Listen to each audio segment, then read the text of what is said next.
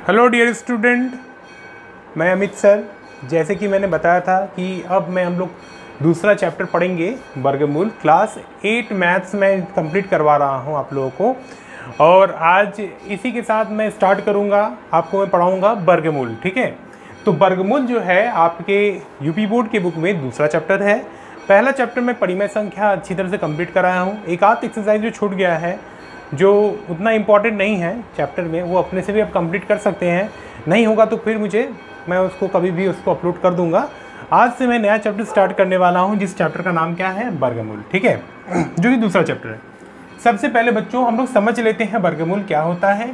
सीधा मैंने नोट दिखा है, देखिए यहाँ पे किसी भी संख्या को जब उसी संख्या से गुणा कर देते हैं तो वो क्या हो जाता है, उसका वर्गमूल होता है। देखिए, किसी भी संख्या को उसी संख्या से गुणा करें तो गुणनफल से प्राप्त संख्या को गुणा की गई संख्या का वर्ग कहते हैं। तो बच्चों, अगर आपको 5 का वर्ग निकालना है तो क्या करेंगे, 5 से ही गुणा करेंगे तो संख्या क्या प्राप्त होगा, 25। ठीक है, तो किसी भी संख्या का जब वर्ग निकालते हैं, वर्ग कैसे निकालते हैं, जब हमको उसी संख्या से उसको गुणा कर देते हैं तो वो क्या हो जाता है, उसका वर्ग निकल जाता है। अगर आपको मैं 4 का बताऊं तो 4 को 4 से गुणा कर दीजिए तो 4 का वर्ग हो जाएगा। यानी कितना हो जाएगा, 4 चौक 16। ठीक है, आपको मैं बता दूं कि ये जो नंबर लिखा है, इसको चूंकि 2 लिखा है तो इस तरह से 5 के ऊपर ऐसे 2 लिखते हैं और आगे लिखते हैं 25। ठीक है, तो ये ऊपर वाला जो है हिस्सा, देखो मैं बता रहा हूं, जैसे मान लो x है, x के ऊपर यहाँ पे कुछ लिख दे n, तो ये इसका क्या होता है, पावर होता है। तो किसी का जब वर्ग निकालते हैं बच्चों तो इसके ऊपर हमेशा क्या होता है, 2 लिखा होता है। मैं बताऊंगा 3 का वर्ग तो 3 के ऊपर 2 लिखेंगे। इसका मतलब क्या होता है, 3 को 3 ही से गुणा करेंगे तो ये आंसर कितना आएगा, 9 होगा। मैं बताऊंगा, अगर एग्जाम्पल ले लूं 6 का वर्ग, यानी 6 के ऊपर क्या लिखना है बच्चों, 2। ठीक, पावर में कितना होगा, 2, यानी 6 का वर्ग कहलाएगा। यानी 6 गुने 6 यानी कितना होगा, 36। ठीक है, समझ में आ गया। जब किसी संख्या को उसी संख्या से जब गुणा करते हैं तो वो संख्या उस संख्या की जो मल्टीप्लाई होता है, देखो संख्या गुणा की गई संख्या का वर्ग कहलाता है। तो वो संख्या क्या हो जाएगा, वर्ग हो जाएगा। मतलब वही नंबर सेम नंबर से जब मल्टीप्लाई कर देते हैं। आप लोगों के लिए कुछ एग्जाम्पल और, जैसे मान लीजिए कुछ के रूप में लिख सकते हैं बच्चों। अगर मैं P/Q के रूप में इसको लिख सकता हूँ 3/4 को, और मैं अगर बताऊँ इसका बताइए इसका वर्ग क्या होगा, तो 3/4 का आप क्या करेंगे, स्क्वायर कर देंगे वर्ग। ठीक, मैंने क्या बोला, इस नंबर को उसी से मल्टीप्लाई, यानी 3/4 गुने 3/4 मल्टीप्लाई करके देखो कितना होगा, 9/16 हो जाएगा। बात समझ में आ रहा है। सिमिलरली आप बताइए इसका क्या होगा, 5/2 का करिए अपने से, बताइए कमेंट सेक्शन में इसका क्या होगा, 5/2 का। तो 5/2 का क्या होना चाहिए, इसको स्क्वायर कर देंगे, यानी क्या होगा, 5/2 गुने 5/2 मल्टीप्लाई कर दीजिए, कितना हो जाएगा, 25/4। कुछ चीज़ याद रखिएगा, देखिए शून्य का जो वर्ग होता है ना, हमेशा 0 होता है। ठीक है ना, तो शून्य का वर्ग हमेशा 0 होता है। ठीक है ना, तो इस तरह से आपको मैं चैप्टर को, आपको क्या करना है, स्टार्ट करना है। आपको सबसे पहले चैप्टर के पहले स्टार्टिंग करने से पहले मेरे जो पहला वीडियो है उसको सिर्फ एक्सप्लेन करेंगे चैप्टर को। और आप लोग जो है, जिसके पास बुक है, यूपी बोर्ड का बुक है, उस बुक को अच्छी तरह से आप लोग रीड करिएगा। स्टार्टिंग की किसी भी टॉपिक को छोड़ना नहीं है। हमेशा एक बात जानिएगा कि जितना भी आप लोग पढ़ेंगे, जितना भी आपको चैप्टर में जितने भी चीज़ें नोट वाइज दिया रहता है ना बुक में, अगर सबको अगर अच्छी तरह से पढ़ेंगे तभी आपका कॉन्सेप्ट क्लियर होगा। ठीक है ना, हम लोग कभी कभी क्या करते हैं, डायरेक्ट चले जाते हैं, एक्सरसाइज को कंप्लीट करते हैं। इस तरह से कंप्लीट एक्सरसाइज को नहीं होता है। आपको कोई भी टीचर पढ़ाएगा, कोई भी पढ़ाएगा, तो सबसे पहले उस चैप्टर को एक्सप्लेन करेगा, उसके आगे जो इंट्रोडक्शन है उसको अच्छी तरह से देगा, तभी आप आगे के क्वेश्चन को कर पाएंगे। ठीक है, तो सबसे पहले स्क्वायर के बारे में हम लोगों ने इतना समझ में आया, वर्ग के बारे में, वर्गमूल के बारे में, तो और थोड़ा समझ लेते हैं। अच्छा, कभी भी आप लोग एक चीज़ देखिएगा, ये जो वर्गमूल है, जो स्क्वायर होता है, ये चीज़ हमेशा याद रखिएगा, जो वर्ग होता है ना, तो वर्ग जो को हम लोग इंग्लिश में क्या कहते हैं, स्क्वायर कहते हैं। तो अब स्क्वायर जानते हैं ना, ये देखिए स्क्वायर होता है, ठीक है ना। तो स्क्वायर में हमेशा बताया गया होगा कि स्क्वायर जो होता है स्क्वायर की साइड हमेशा बराबर होता है।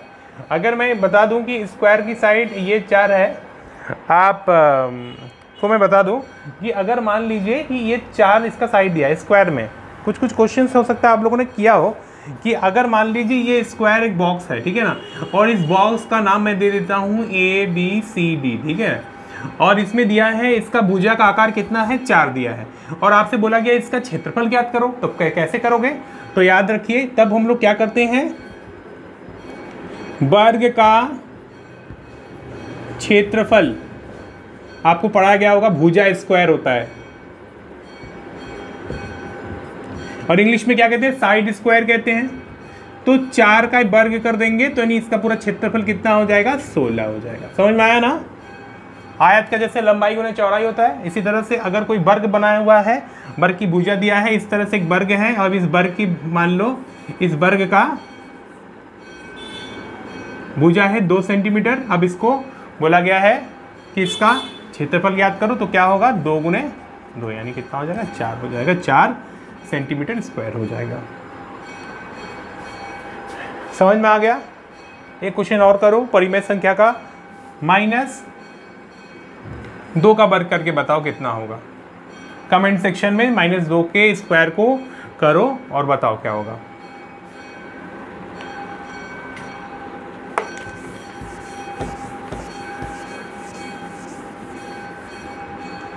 बच्चों देखो, अगर मैं माइनस का वर्ग करूंगा ना, हमेशा याद रखना माइनस का जब वर्ग होता है तो वो प्लस में चेंज हो जाता है, ठीक है ना।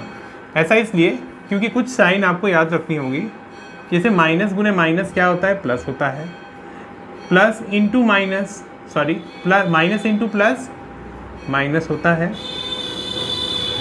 प्लस के साथ इंटू माइनस का करेंगे तो माइनस होगा, प्लस इंटू प्लस क्या होगा, प्लस होता है। ये सब चीज़ें याद रखिएगा। अब -1 का स्क्वायर करेंगे, -1 और -1 यानी क्या होगा, इस नंबर का -1 का उसी से मल्टीप्लाई, माइनस माइनस बताइए क्या होगा, प्लस, और 1 1 सा 1 यानी आंसर कितना होगा 1 होगा। एक बात हमेशा याद रखिएगा, कभी भी आपके पास कोई माइनस में नंबर रहे ना, तो उसका जब स्क्वायर करते हैं उसका आंसर हमेशा पॉजिटिव आता है। समझ में आ गया। जैसे कि कहने का मतलब है, अगर आपके पास अगर -3/2 है, ठीक है ना, अगर कहने का मतलब है एक परिमेय संख्या है, ठीक है, अगर मैं इसको वर्ग करने के लिए कहूँ, आप वर्ग तो करेंगे, और अगर वर्ग कर देते हैं तो फिर क्या होगा, देखो माइनस है ना, तो माइनस इसी नंबर को 2 बार रिपीट करेंगे। क्या आप लोगों को समझ में आ रहा है, कमेंट बॉक्स में लिखे बताइएगा। क्लियर हो रहा है टॉपिक, क्लास 8 देखिएगा, माइनस माइनस क्या हो जाता है, प्लस हो जाता है। अब जब इसको मल्टीप्लाई करेंगे तो 9 और नीचे कितना हो जाएगा, 4 हो जाएगा। तो कभी भी किसी माइनस का भी हम लोग जब बार कर देते हैं तो वो क्या हो जाता है, प्लस में चेंज हो जाता है, मैंने पॉजिटिव वैल्यू हो जाती है।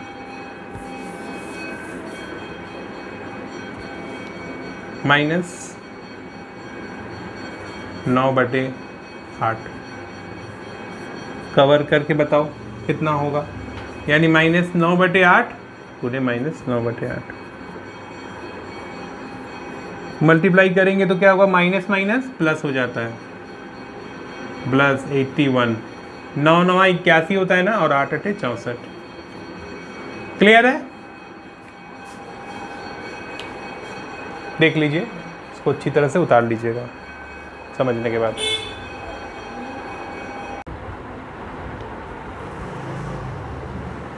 तो चलिए स्टार्ट करते हैं अभ्यास 2A, ठीक है। तो 2A पे पहला प्रश्न जो है हम लोग देख लेते हैं। पहला प्रश्न क्या है, पहला प्रश्न दिया है कि 1 से 15 के बीच सभी विषम संख्याओं का वर्ग ज्ञात कीजिए। वर्ग निकालना मैंने बताया ना कि उसी संख्या को मल्टीप्लाई करना होता है सेम संख्या से। तो हम लोग क्या करेंगे, सबसे पहले 1 से लेकर के 15 के बीच जो विषम संख्या है। अब विषम और सम संख्या क्या होती है, विषम संख्या वो संख्या होती है जो कि 2 से भाग नहीं जाता है, और सम संख्या वो जो होती है जो 2 से भाग चली जाती है। तो 1 से लेकर के 15 के बीच बच्चों कितनी संख्याएं होती है जो विषम संख्याएं हैं। तो पहले नंबर लिख लेते हैं ना, 1 2 3 4 5 6 7 8 9 10 11 12 13 14 15। बच्चों अब इसमें से आप छांट लीजिए कितने कौन कौन सी संख्या विषम संख्या होगा। देखो 3 हो जाएगा, इसके बाद 5 हो जाएगा, इसके बाद 7 हो जाएगा, 9 हो जाएगा, 11 हो जाएगा, 13 हो जाएगा। लिख लेते हैं 3 5 7 9 11 13। क्लियर है। अब इन संख्याओं का वर्ग निकालना है, बहुत आसान है बच्चों। क्या करने वाले हैं हम लोग बताओ, इस 3 का हम लोग वर्ग कर देंगे।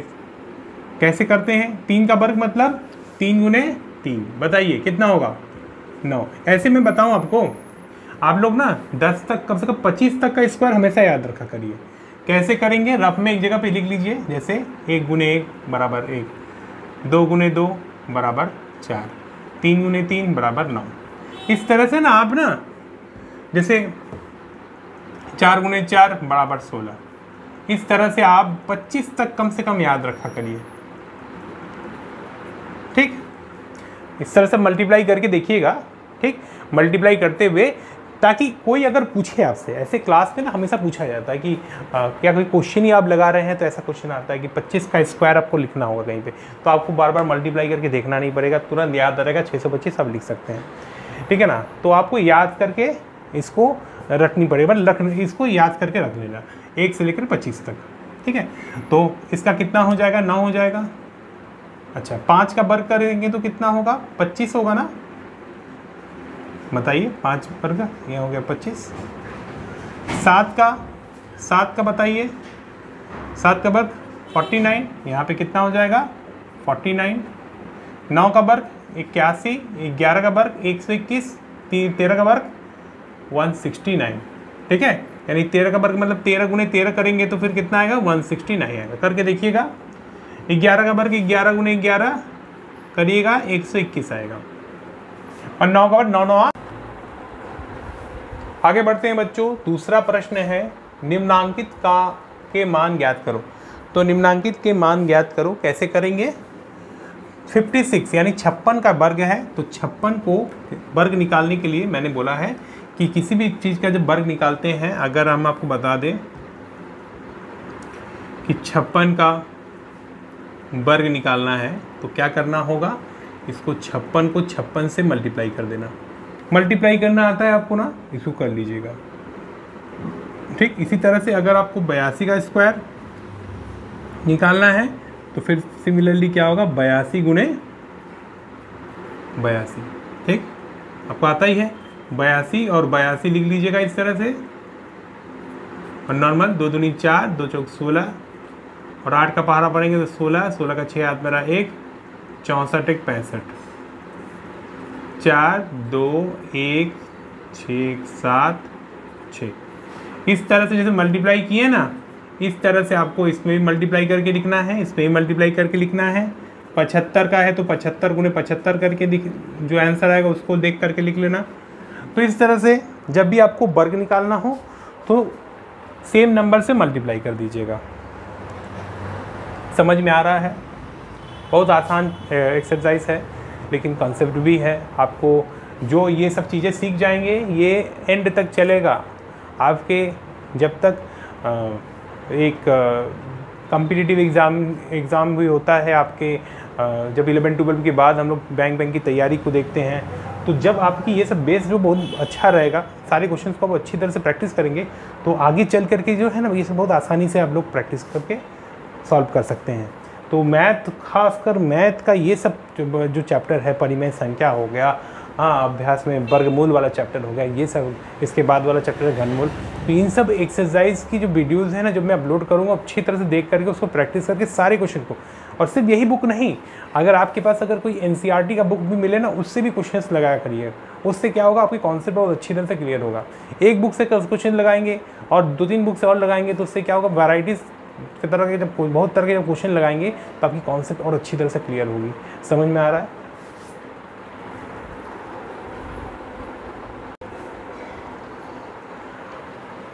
अब 2A का आखिरी प्रश्न हम लोग देख लेते हैं। आखिरी प्रश्न बच्चों क्या है कि निम्नांकित परिमेय संख्याओं का वर्ग ज्ञात कीजिए। तो परिमेय संख्याओं का वर्ग ज्ञात कीजिए या आप संख्याओं का वर्ग ज्ञात कीजिए। कैसे हम लोग करेंगे?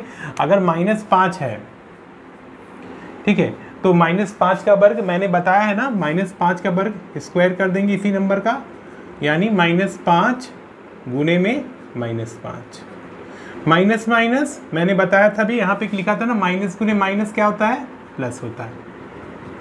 ठीक, अब 5 गुने 5 25, यानी आंसर कितना हो जाएगा? +25।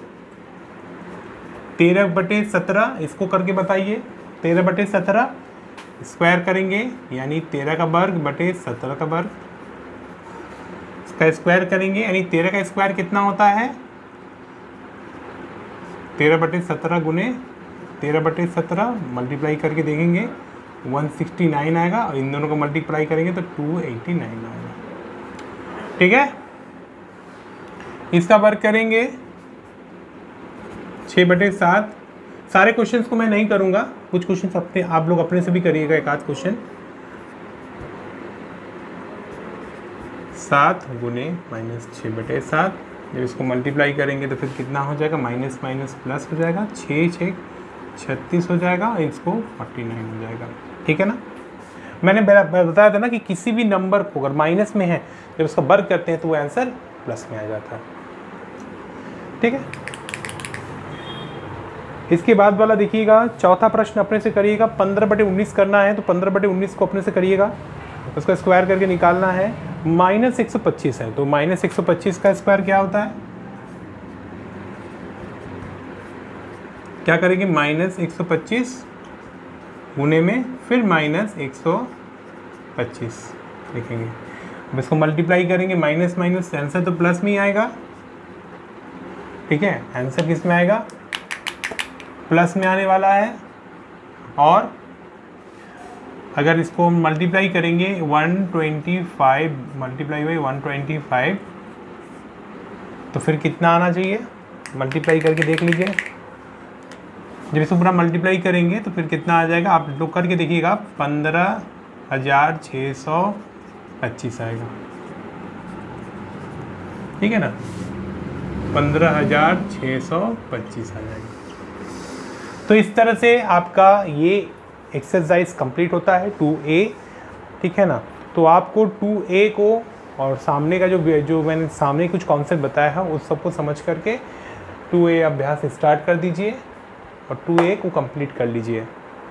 ठीक है, अगर कुछ क्वेश्चन मैंने छोड़ा है, जैसे 9/-23 है, इसको कैसे करेंगे? स्क्वायर कर देंगे, 9/-23 गुने 9/-23। ठीक है, तो बस इसको 23 गुने 23 करके देख लीजिएगा कितना आता है। माइनस माइनस प्लस होता है, आपको ये पता ही है, 81 होता है। ठीक है ना, तो इसका भी आप लोग मल्टीप्लाई करके देख करके आंसर पीछे से मैच करवा लीजिएगा। तो उम्मीद है आज की क्लास मैंने जितना पढ़ाया आपको समझ में आया है। अगला जब क्लास लेंगे तो उसमें हम लोग इसी के आगे कंटिन्यू करेंगे।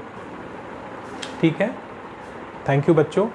आप लोग ज़्यादा से ज़्यादा वीडियो को शेयर करिए, कोशिश करिए कि आपको किसी भी तरह का, मैं कोशिश तो यही कर रहा हूँ कि डाउट ना रहे आपको, लेकिन अगर तब भी अगर कोई भी प्रॉब्लम रहता है तो वो हमको चैट में बताइएगा, उसको मैं क्लियर करूँगा।